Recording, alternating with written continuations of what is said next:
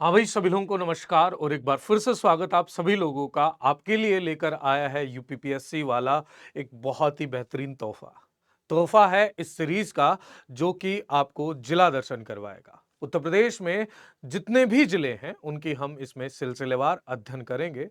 उनकी स्थापना से संबंधित यानी कि उनके ऐतिहासिक पहलू से लेकर आर्थिक और राजनीतिक परिदृश्य को भी देखने की कोशिश करेंगे।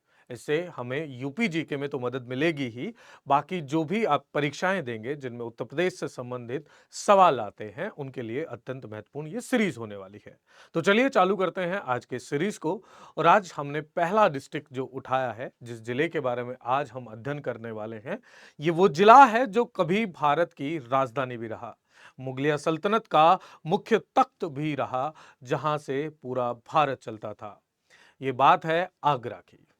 सबसे पहले बात ये आती है कि सर आगरा कहाँ से आया, आगरा नाम का मतलब क्या है। तो अगर आगरा नाम के पीछे की कहानी हम देखें तो ऐसे में बहुत सारी यहाँ पर पर्सपेक्टिव, बहुत सारे नजरिए दिए गए हैं। उनको जानने से पहले सबसे पहले एक बार आगरा की अपन वस्तु स्थिति यानी कि भौगोलिक स्थिति पर नजर डालते हैं। भाई, आगरा पर जब आप नजर डालते हैं तो आगरा के आसपास देखिएगा, यहां ये राजस्थान वाला इलाका पड़ता है। ये कौन सा राजस्थान वाला इलाका पड़ता है? राजस्थान में भरतपुर वाला जो क्षेत्र है ना, राजस्थान में भरतपुर क्षेत्र, केवलादेव नेशनल पार्क वाला, वो क्षेत्र यहां पड़ता है। और इधर पड़ जाता है एमपी वाला क्षेत्र, ठीक है। और इधर की तरफ देखें, ऊपर की तरफ, उत्तर की तरफ देखें तो यहां पे लगेगा मथुरा। उत्तर की तरफ देखें, मथुरा लगता है। यह है महामाया नगर। कौन सा है? महामाया नगर, जिसे हाथरस ही कहते हैं। अभी क्या कहते हैं? हाथरस। हाथरस से नाम बदल कर किया गया था महामाया नगर, फिर वो हाथरस ही हो गया। ये लगा एटा, फिरोजाबाद और इटावा। इटावा, फिरोजाबाद, एटा, हाथरस और मथुरा, ये जिले उत्तर के अंदर स्थित हैं। अगर आप देखोगे तो राजस्थान और एमपी ये दक्षिण में है। इसकी भौगोलिक स्थिति को समझने के लिए आपको मूल रूप से भारतीय मैप के बारे में भी आपको पता होना चाहिए। तो भारतीय मैप में जब आप ये स्थिति देखते हैं, खासकर कि उत्तर प्रदेश की जब आप स्थिति देखेंगे, तो उत्तर प्रदेश यहां पर स्थित है। ठीक है सर। तो उत्तर प्रदेश के ही दक्षिणी पश्चिमी कौन से हिस्से में? दक्षिण पश्चिम में स्थित उत्तर प्रदेश का एक जिला है जिसे आगरा कहते हैं। क्या कहते हैं? आगरा कहते हैं। अब इसके बारे में बात करूं, आगरा जिले की अगर मैं बात करूं तो आगरा जिले की तहसील के बारे में सबसे पहले देखते हैं। तहसील कौन कौन सी लगती हैं? तो आगरा, सबसे पहले आगरा मध्य में, फिर यहां पड़ता है किरौली। कौन सा पड़ता है? किरौली। यह एतमादपुर, यहां पर फतेहाबाद, फिर बाह, फिर बाह और खेरागढ़। कौन सा? खेरागढ़। ये आगरा जिले की तहसील है। ये कई बार विवाद रहा कि जब राजधानी बनाने की बात आई यूनाइटेड प्रोविंस की, तो राजधानी के रूप में लखनऊ को क्यों प्रेफरेंस दी गई, जबकि उत्तर प्रदेश के में आगरा के जब इतिहास पर नजर डालेंगे तो उत्तर प्रदेश में आगरा का जो इतिहास था वो भारत की राजधानी के रूप में भी रहा और मुगलिया सल्तनत आर्ट एंड कल्चर में, कला और संस्कृति में भी बड़ा अहम योगदान रहा। तो उसमें यह बात समझ में आती है कि लखनऊ एक तो केंद्र में है, अतः केंद्र में होने के कारण पूर्वांचल जो क्षेत्र है, पूर्वांचल पर अच्छे से पकड़ रखी जा सकती है। पूर्वांचल क्षेत्र पर अच्छे से पकड़ रखी जा सकती है। अब बात यह है कि सर ये नाम कहां से आया। आगरा नाम की अगर उत्पत्ति की, मैं बहुत सारी कहानियां हैं, सब कहानियों पर नहीं जाएंगे। सबसे पहले हम बात करेंगे महाभारत की। महाभारत में एक नाम देखने को मिलता है जिसका नाम है अग्रवन। अग्र माने आगे और वन माने जंगल। आगे, वन माने आगे, जंगल। तो ये मथुरा से आगे वाले क्षेत्र को कहा जाता था अग्रवन, जो कि महाभारत में अग्रवन कहा गया है। तो वहीं से कहा जाता है कि ये आगरा नाम की उत्पत्ति यहां से हुई। इसके अलावा जब आप अकबरनामा देखेंगे, और अकबरनामा जैसे कि आपको पता है, अकबरनामा में एक बहुत ही महत्वपूर्ण नाम है जिसने योगदान दिया अकबरनामा में, अबुल फजल। अबुल फजल भी इसको, आगरा को विस्तार से बताते हुए नजर आते हैं अकबरनामा में। इन्होंने कहा उस समय आगरा एक शुष्क वन, वो जंगल वाली बात है, भूमि के अलावा और कुछ नहीं था जहां काले हिरणों को देखा जा सकता था, जैसा कि अकबर के दरबार के नवरत्न या 9 रत्नों में से एक अबुल फजल ने अकबरनामा में उल्लेख किया। परीक्षा में पूछा जा सकता है कि आगरा के बारे में अबुल फजल ने क्या उल्लेख किया है, तो हमें ध्यान होना चाहिए। उन्होंने कहा कि शुष्क वन क्षेत्र है जहां पर आपको ब्लैक बक्स दिखते हैं, काले हिरण देखे जाते हैं। इसके अलावा अकबरनामा की बात हमने कर ली, लेकिन बात यह है कि आगरा शब्द पहली बार कब उपयोग में लाया गया। तो जो आगरा शब्द था, आगरा जो शब्द था, तो ऐसे में एक मशहूर विचारक का नाम मुझे याद आता है, दैट इज टोलमी।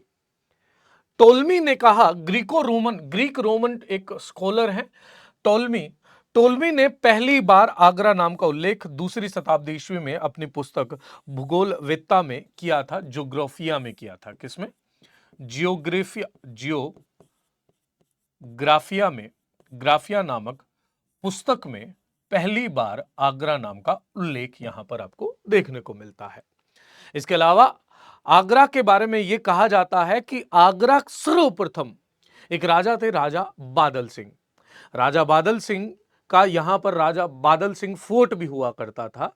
तो कहा यह जाता है कि वर्ष 1475 में बादल सिंह ने, माना जाता है कि आगरा की खोज 1475 में राजा बादल सिंह ने की थी, और आगे चलकर मुगलिया सल्तनत इसमें अहम रोल निभाती है। आगरा की मैं बात करूं तो आगरा उत्तर प्रदेश में यमुना नदी के किनारे पर बसा शहर है। मोटे तौर पर 1.6 मिलियन की आबादी के साथ आगरा उत्तर प्रदेश का चौथा सबसे अधिक आबादी वाला क्षेत्र है। आगरा की बात करें तो यह कौन सा चौथा आबादी वाला क्षेत्र है? आबादी की अगर मैं बात करूं, जनसंख्या की अगर मैं बात करूं, तो चौथा सर्वाधिक आबादी वाला क्षेत्र है। आगरा नाम की व्याख्या विभिन्न व्यक्तियों द्वारा की गई है। हिंदी शब्द अग्रवन, और अंग्रेजी में अग्रवन का ही, और माफ कीजिएगा संस्कृत में अग्रवन का ही अग्र माने आगे, वन माने जंगल से लिया गया। अगर भौगोलिक रूपरेखा की मैं बात करूं तो यहां पर टोटल एरिया पड़ता है 10,863 किलोमीटर। टेम्परेचर की बात करूं तो अधिकतम 45 डिग्री टेम्परेचर। ये याद रखिएगा, अगर औसत तापमान पर देखें, औसत तापमान के आधार पर, औसत तापमान के आधार पर आगरा सबसे गर्म क्षेत्रों में से एक है, गर्म जिलों में से एक है, जिलों में से एक है। अब आप कहेंगे कि सर सबसे ज्यादा तापमान तो और दूसरे किसी जिले में मापा गया है, लेकिन हमने कहा कि औसत जो यहां पर औसतन तापमान होता है उसके आधार पर आगरा सबसे गर्म जिलों में से एक है। एवरेज रेनफॉल 67 सेंटीमीटर होता है, तो एरिड एरिया है, थोड़ा शुष्क प्रदेश है। शुष्क वन यहां पर मिलेंगे तो शुष्क प्रदेश है ये। और यहां पर अगर नदियों की मैं बात करूं तो यमुना यहां की एक अहम नदी है। आगरा शहर की जीवनदाता, आगरा की अगर आपको पूछ लिया जाए जीवन दाता जो है वो यमुना नदी है। कौन सी नदी है? यमुना नदी है, यमुना नदी।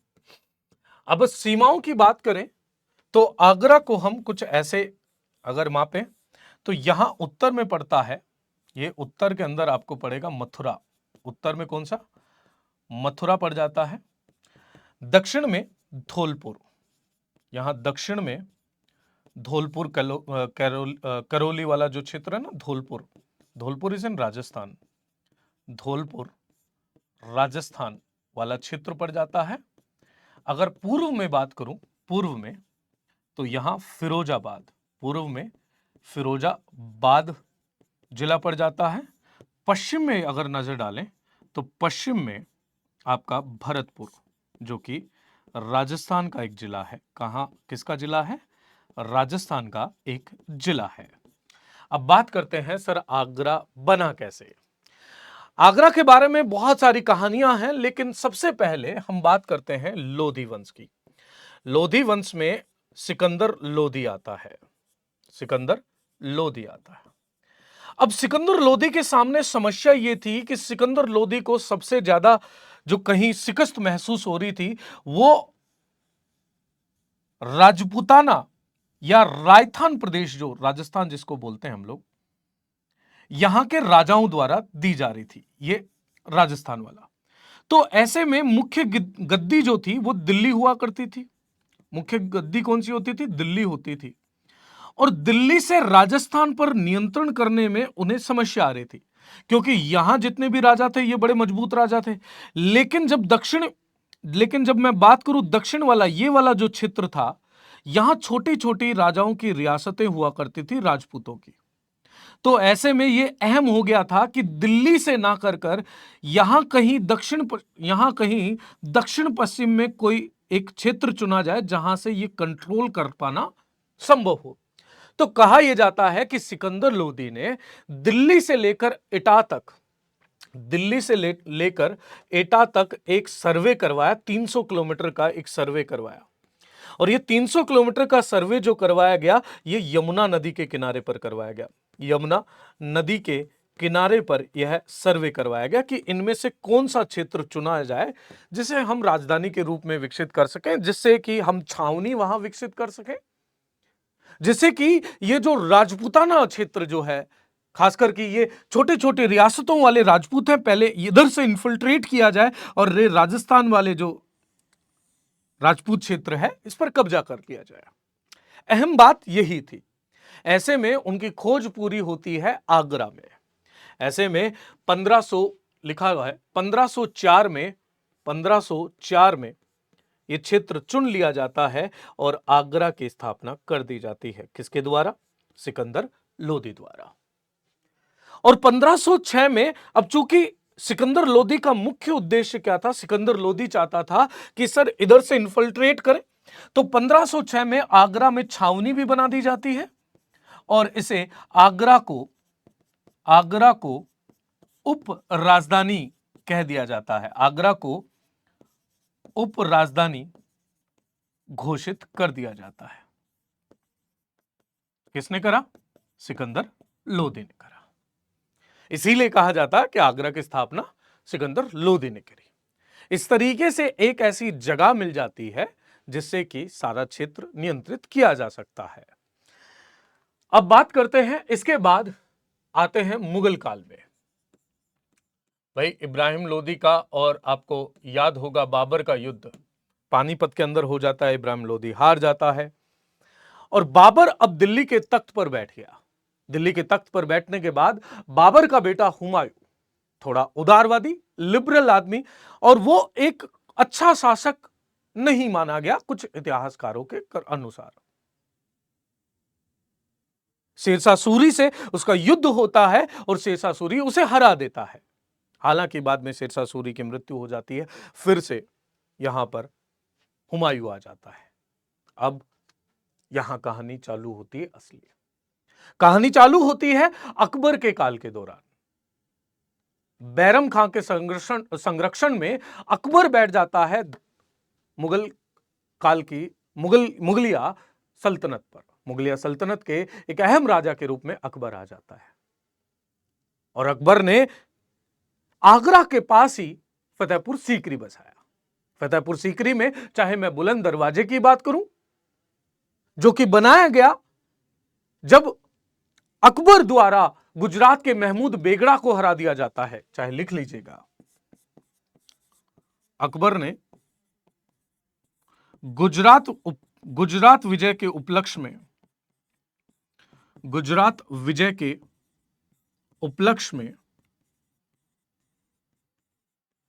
उपलक्ष्य में बुलंद दरवाजा बनाया। और उसके बाद चाहे मैं बात करूं जहांगीर की, चाहे मैं बात करूं शाहजहां की, शाहजहां के काल को स्वर्णिम काल कहा जाता है। इस दौरान ताजमहल जैसी 7 वंडर्स ऑफ द वर्ल्ड में से ताजमहल भारत में बनाया जाता है।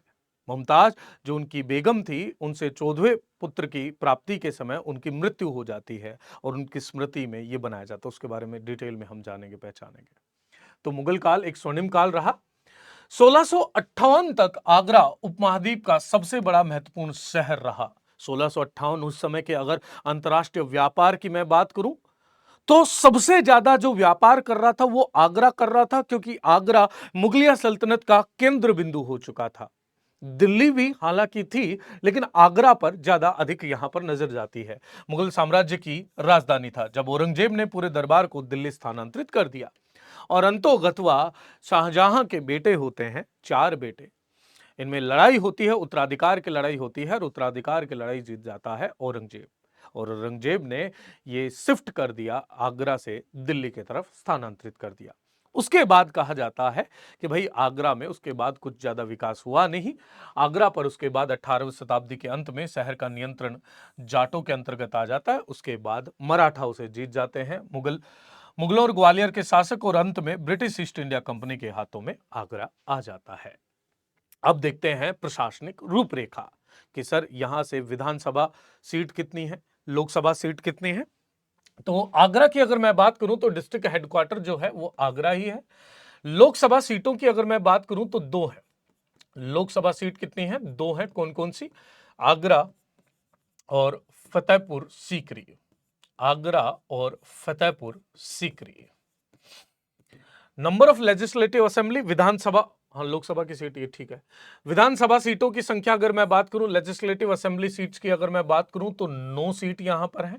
सब डिविजन्स की अगर मैं बात करूं, अनुमंडल की अगर बात करूं तो आगरा में 6 अनुमंडल हैं। आगरा, फतेहाबाद, किरावली, खैरागढ़, बाह और एतमादपुर। मैंने आपको बताया भी था, लिखकर भी आपको दिखाया भी था।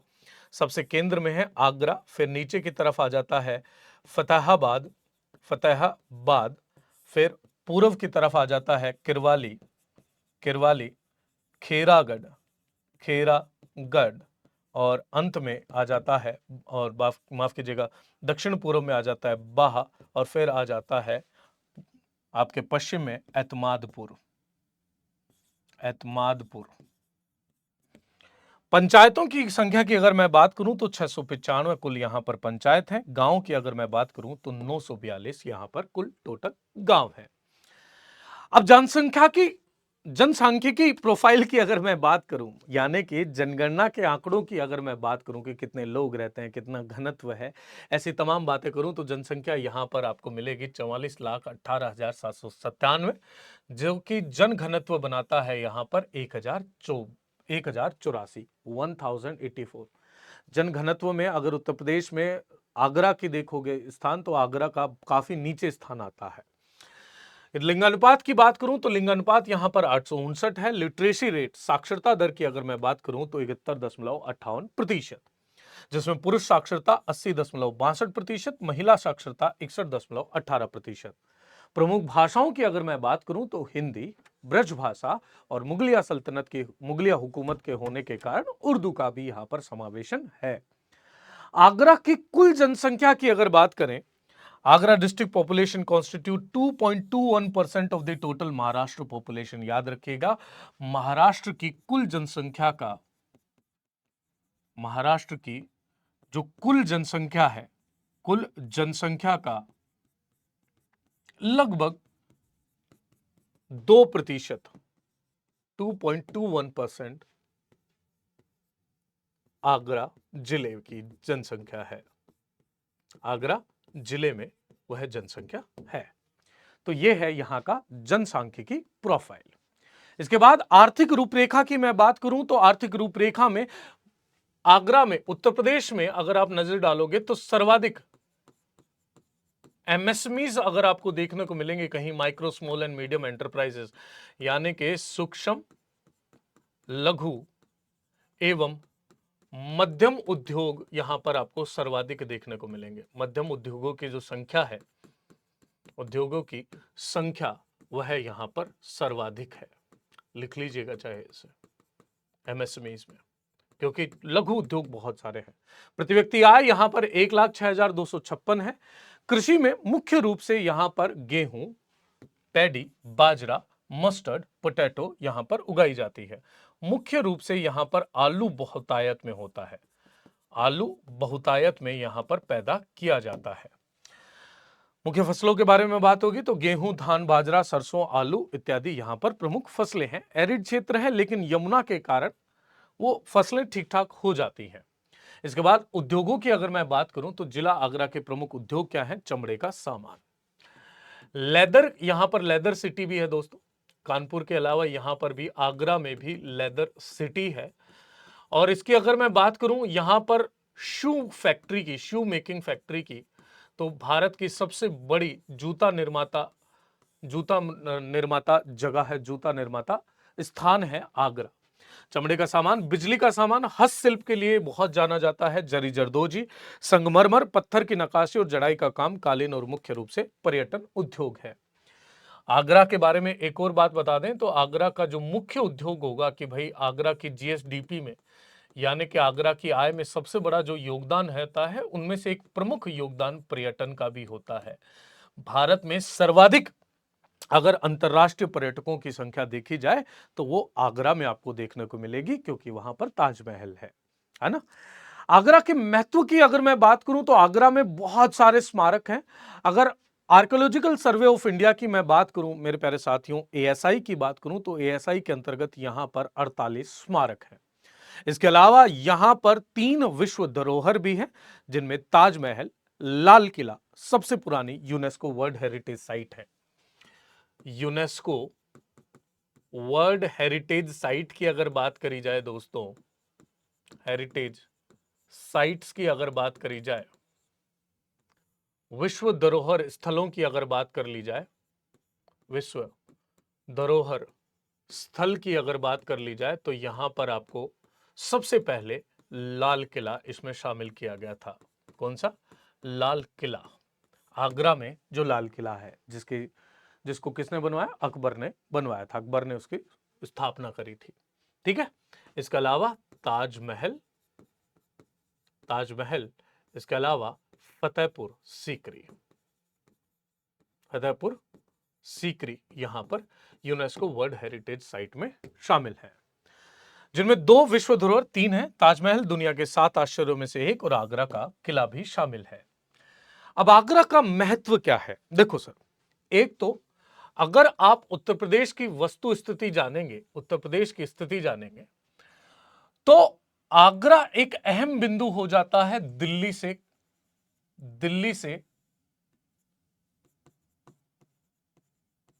से कनेक्ट करने में।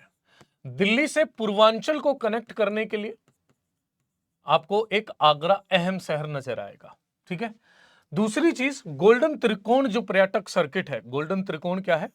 गोल्डन त्रिकोण ये एक पर्यटक सर्किट बनाया गया है। मतलब यहां पर 3 अहम पर्यटन स्थल हैं, 3 यहां पर्यटन जगह हैं, जहां सबसे पहले ऊपर आता है जयपुर, या माफ कीजिएगा यहां आएगा दिल्ली। एक मिनट जी, एक मिनट। सबसे ऊपर आएगा दिल्ली, फिर यहां आ जाता है जयपुर, और ये आ जाता है आगरा। इसका सर महत्व क्या है? तो आर्थिक महत्व हम सबसे पहले देखें तो आर्थिक महत्व है पर्यटकों की आवाजाही। पर्यटक सबसे ज्यादा आएंगे क्योंकि ये 3 शहर कवर हो जाते हैं, हाँ, जिसे बोलते हैं हम गोल्डन त्रिकोण पर्यटक सर्किट। उसका एक अहम बिंदु हो जाता है आगरा। अगर बात करें देश में सबसे अधिक विदेशी पर्यटकों की, तो वो आगरा में आते हैं। मैंने अभी बताया भारत में आने वाले कुल विदेशी पर्यटक लगभग 11.5 लाख का 17% आगरा आकर्षित करता है। इसका मतलब जयपुर, इतने बड़े बड़े शहर हैं, इतने बड़े बड़े स्थल हैं, लेकिन अंतर्राष्ट्रीय पर्यटकों की संख्या आगरा में सबसे ज्यादा देखने को मिलती है। कुल जो अंतर्राष्ट्रीय पर्यटक आते हैं उनमें से 17% आगरा। अकेले ताजमहल 70 से 80 लाख देशी विदेशी पर्यटकों को आकर्षित करता है। और भारत की सबसे तेज ट्रेन से जुड़ी गतिमान एक्सप्रेस 100 मिनट में दिल्ली से आगरा भी यहां पर चलाई गई है। अब ट्रांसपोर्टेशन की अगर मैं बात करूं, परिवहन की अगर मैं बात करूं, तो यहां पर NH-19 आपको देखने को मिलता है। NH-19 आपको देखने को मिलता है। रेलवे की बात करूं तो आगरा कैंट स्टेशन है। एयरपोर्ट जो है यहां पर वो है खेरिया एयरपोर्ट, नाम याद रखना। आगरा के लिए जो है वह है खेरिया एयरपोर्ट, खेरिया एयरपोर्ट, जो कि आगरा के लिए एक अहम स्टेशन है, अहम एयरपोर्ट है। आगरा एकमात्र ऐसा, भारत का एकमात्र ऐसा शहर है जिसमें 3 यूनेस्को विश्व धरोहर शामिल हैं, जिसमें ताजमहल, आगरा का किला, फतेहपुर सीकरी है। आगरा अपने गौरवशाली काल के अधिकांश समय के लिए मुगल साम्राज्य की शक्ति का केंद्र और राजधानी बना रहा। शाहजहां के शासन के अंत में 1648 में ही राजधानी को दिल्ली स्थानांतरित कर दिया गया था। और जब शाहजहां का शासन का अंत होता है, शाहजहां अपने एक बेटे को यह कह देता है कि भैया आज से तुम संभालोगे, आज से तुम संभालोगे। ऐसे में अब बड़ी एक संघर्ष की कहानी रही। शाहजहां ने अपने एक बेटे औरंगजेब को नीचे की तरफ भेज रखा था, औरंगजेब को बिल्कुल वो मराठाओं से लड़ने के लिए उधर की तरफ भेज रखा था। जब औरंगजेब को पता चला कि यार दारा को शासक घोषित कर दिया है, शाहजहां चाह रहे हैं कि दारा शासक बने, उधर से औरंगजेब निकलता है और बंगाल में अपने दूसरे भाई को बोलता है कि भैया शासक तो आप बनने चाहिए, इनको क्यों बना रहे हैं। कह रहे भैया मैं भी आ रहा हूं, चलो उधर ही पकड़ लेते हैं। आगरा के पास ही लड़ाई हुई, वहां दारा को हरा दिया जाता है और औरंगजेब ने अपने जो भाई था जिसने साथ दिया था उसको भी मार देता है, गला काट कर हत्या कर देता है। और कहते हैं कि शाहजहां जब जेल में था तो एक दिन औरंगजेब का पैगाम जाता है उसके पास कि पापा मुझसे गलती हो गई। शाहजहां को लगा यार कितना, चलो ठीक है, देर आए दुरुस्त आए, ज्ञान तो आया, और एक गिफ्ट भेजता है, एक उपहार भेजता है। जब शाहजहां ने वो उपहार का पर्दा उठाया तो उसमें उनके बेटे का कटा हुआ सर रखा था। औरंगजेब इतना खुकार, उसके बाद ही ये दिल्ली की तरफ स्थानांतरित कर दिया गया। आगरा भारत का सबसे बड़ा फुटवेयर विनिर्माण केंद्र है, सबसे बड़ा फुटवेयर निर्माण केंद्र अभी बताया, पेठे के लिए मशहूर है। हालांकि ज्योग्राफिकल इंडिकेटर्स की अगर मैं बात करूं, भौगोलिक संकेतकों की मैं बात करूं, भौगोलिक संकेतक क्या होते हैं, किसी विशेष भौगोलिक क्षेत्र में विशेष उत्पाद जो बनाया जाता है उसकी संरक्षता के लिए, उसको प्रोत्साहन करने के लिए ज्योग्राफिकल इंडिकेटर्स बनाए जाते हैं।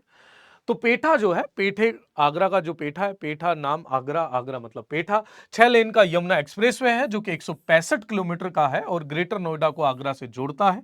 यह राजधानी और आगरा के बीच यात्रा के समय को लगभग 4 घंटे कम कर देता है, यमुना एक्सप्रेसवे। आगरा में जन्मे प्रसिद्ध भारतीयों में से पटनी कंप्यूटर सिस्टम के संस्थापक नरेंद्र पटनी जी और अब आईगेट के हैं अजीत डोभाल जी, और भारत के प्रसिद्ध अजीत डोभाल जी, राज बब्बर साहब की मैं बात करूं, मिर्जा गालिब की अगर मैं बात करूं, सूरदास की अगर मैं बात करूं, इन सभी का संबंध कहां से है? आगरा से है। कुछ और फैक्ट्स की अगर बात करूं तो उर्दू के मशहूर शायर असदुल्लाह, मिर्जा असदुल्ला को ही मिर्जा गालिब कहा जाता है। मिर्जा असदुल्ला बेग खान का जन्म 27 दिसंबर 1797 को आगरा में हुआ और उन्हें मिर्जा गालिब के नाम से जाना जाता है। इसके अलावा 15वीं शताब्दी में हुए प्रसिद्ध कवि सूरदास का भी जन्म रुंगटा गांव में हुआ था जो कि आगरा में ही है। 8 अप्रैल 1929 को केंद्रीय विधानसभा, अब भारतीय संसद भवन पर बमबारी में भगत सिंह द्वारा इस्तेमाल किया गया बम भी आगरा में बनाया गया था। याद करो भगत सिंह का वो कथन जो सेंट्रल लेजिस्लेटिव असेंबली में बम फोड़ा जाता है, कहा जाता है कि बहरे कानों पर किया गया एक धमाका था कि इन्हें सही से सुनाई दे। इसके अलावा आगरा में अगर मैं बात करूं तो आगरा में बेयर रेस्क्यू फैसिलिटी है, आगरा में भालू बचाओ फैसिलिटी है, याद रखिएगा, wild life, and it is the largest sloth bear rescue facility in the world, और दुनिया में सबसे बड़ी स्लॉथ बियर रेस्क्यू करने की फैसिलिटी यहां पर उपलब्ध है आगरा के अंदर। याद रखिएगा, आगरा में एक स्लॉथ बियर रेस्क्यू फैसिलिटी है जो कि दुनिया की सबसे बड़ी स्लॉथ बियर रेस्क्यू फैसिलिटी है। इसके अलावा यहां पर वनस्पति और जीव जंतुओं की अगर मैं बात करूं तो यहां कीठम झील आपको देखने को मिलेगी, सुर सरोवर पक्षी अभ्यारण्य यहां पर आपको देखने को मिल जाता है। इसके अलावा केवलादेव नेशनल पार्क इसी के समीप आपको देखने को मिल जाता है। केवलादेव नेशनल पार्क आपको भरतपुर में देखने को मिलता है जो कि राजस्थान में है। कहां है? राजस्थान में है। भरतपुर ये लगता हुआ क्षेत्र है, आगरा से बिल्कुल सटा हुआ क्षेत्र है, इसलिए इसको मैंने मुनासिब समझा कि मैं आपको यहां पर बताता हुआ चलूं। केवलादेव नाम इसलिए है क्योंकि यहां पर केवलादेव जो कि भगवान शिव का एक अवतार माना जाता है, उनका एक यहां पर मंदिर है। और यहां पर जो कृत्रिम झील है वो जानी जाती है साइबेरियन क्रेन के प्रवास के लिए। साइबेरियन क्रेन की अगर मैं बात करूं तो ये साइबेरिया से आए हुए कुछ सारस होते हैं, जो प्रवासी पक्षी होते हैं, जो बहुतायत में यहां पर आते हैं। और यहां पर पक्षी इतने सारे आते हैं इस झील में कि इस केवलादेव नेशनल पार्क को पक्षी प्रेमियों का स्वर्ग कहा जाता है। क्या कहा जाता है? पक्षी प्रेमियों का स्वर्ग कहा जाता है किसको? Keoladeo national park. Keoladeo national park दोस्तों, इसे घाना पक्षी अभ्यारण्य, इसी में है घाना पक्षी अभ्यारण्य, याद रखिएगा, घाना पक्षी अभ्यारण्य। हालांकि ये राजस्थान में है लेकिन आगरा से लगते हुए हैं, इसलिए मैंने सोचा कि आपको ये साथ में बताता हुआ चलूं।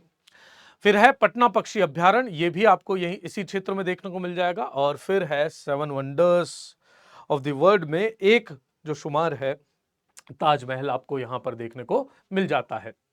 ताजमहल की अगर मैं बात करूं तो ताजमहल बनाने के पीछे की जो प्रेरणा थी वो उनको शाहजहां को उनकी वाइफ जो थी, तीसरी पत्नी थी मुमताज महल, उनकी मृत्यु हो गई थी। उनसे जो 14वां बच्चा जो पैदा हो रहा था तब उनकी मृत्यु हो जाती है। उन्हीं से इंस्पायर होकर इन्होंने ताजमहल का निर्माण करवाया। ताजमहल के निर्माण में उस समय लगभग 32 करोड़ रुपए की लागत आई थी, लगभग 32 करोड़ रुपए लागत आई थी, जो कि आज लगभग 100 मिलियन अमेरिकी डॉलर, जिनका आज कीमत आंकी जाएगी। अगर बात करूं कि बड़े पैमाने पर परियोजना में योगदान देने के लिए पूरे एशिया से लगभग 20,000 मजदूरों की भर्ती यहां पर की गई थी और उनका यहां पर एक विशेष योगदान दिया गया। शाहजहां को उसके बेटे औरंगजेब ने आगरा के किले के अष्टकोणीय टावर में 8 साल तक कैद रखा था। यह अफवाह है कि शाहजहां की मृत्यु मुसम्मन बुर्ज में हुई थी, जो ताजमहल के दृश्य के साथ संगमरमर की बालकनी के साथ एक टावर था, मतलब बगल में एक टावर था जहां से वो देखा करते थे। कहते हैं कि उसी को देखते हुए ये मृत्यु हो गई थी, ये कहानी है। फिर बात करते हैं लाल किले की।